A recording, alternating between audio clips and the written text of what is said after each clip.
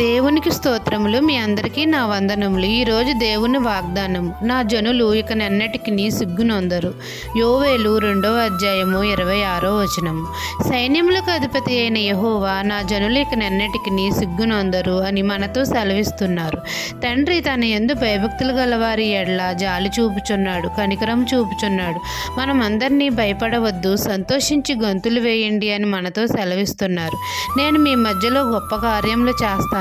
అన్యజనులలో మిమ్మల్ని అందరినీ అవమానాస్పదముగా చేయక, మనమందరినీ తిని తృప్తి పొందినంతగా మన కొట్లలో ధాన్యమును నింపుతానంటున్నాడు.